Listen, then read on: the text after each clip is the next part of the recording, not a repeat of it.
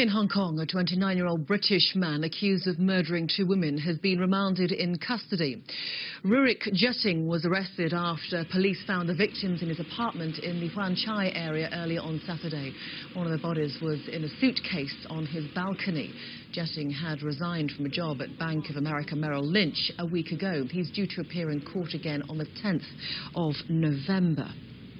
Well, for the latest on this story, let's talk to our Hong Kong reporter, Tom Grundy. Tom, thank you for joining us here on Arise News. There's news just coming into us here of news about the suspect's girlfriend and possibly about a devastating betrayal by his fiancée, which could have played a part in this.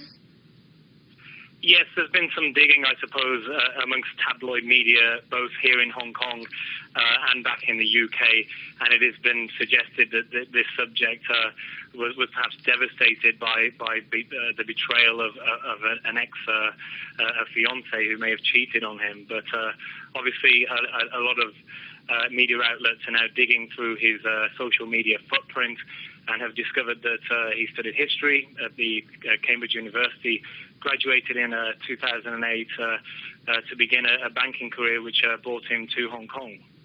Tom, let's talk about the facts that we know for sure then. And, I mean, how shocking is this for Hong Kong and the area where it actually happened? Well, as to the facts, the bodies of two foreign women were discovered in what local media described as a sea of blood in this gentleman's flat. Both were believed to be prostitutes. One had her throat slashed. The other was found in a suitcase on the balcony of his luxury apartment. The body had been decomposing for several days, and it follows complaints of a foul smell in the building in Wan Chai. It certainly shocked Hong Kong. It has one of the lowest murder rates in the world. It's a very safe city. But it seems when cases like these occur, they seem to be particularly gruesome. There were a couple in court in August after allegedly killing, dismembering and cooking one of the couple's elderly parents. And in a rather infamous case that made international headlines years ago, another expat, Nancy Kissel, was found guilty of bludgeoning her banker husband to death after her daughter attempted to serve him a poisoned milkshake. So although these cases are quite rare, they tend to be quite brutal when they occur. In the case of this, Rurik Jutting, I mean, it seems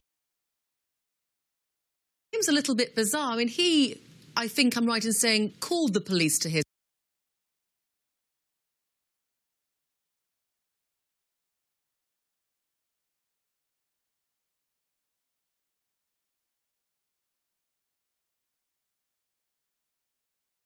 flat. He then seemed very calm about the whole thing, his whole demeanour, and then he said that very calmly he understood the charges as well. Does that, do you think, mean possibly that it's a fait accompli, the outcome of this? Yeah, well, he didn't enter a plea today at court, but he was arrested early Saturday on Halloween after actually contacting police himself to report the incident. He'd also put an auto-reply on his work email suggesting that, you know, something like this was going to happen. But local detectives are now contacting vice establishments and in the area to learn more about the victims. We also know that evidence of cocaine use and sex toys were found in the flat, but you have British tabloids now doorstepping the suspect's family members who've in turn asked for privacy, and the Foreign Commonwealth Office saying here that they're ready to provide consular assistance. But yes, I guess it is quite bizarre that he seemed to have handed himself in, and he was provided with a list of lawyers, and we'll see what happens, you know, on his next appearance on November the 10th. And just finally, he left the Bank of America Merrill Lynch a week ago. Have they had anything to say about this? I'm yet to see a comment on that, to be honest. And with the legal system here, you know, it follows basically the UK system. It's quite separate to China in that sense. So I imagine we'll be seeing, you know, more from this over the coming weeks. OK, Tom Grundy, live from Hong Kong. Thank you for joining us here on Arise News.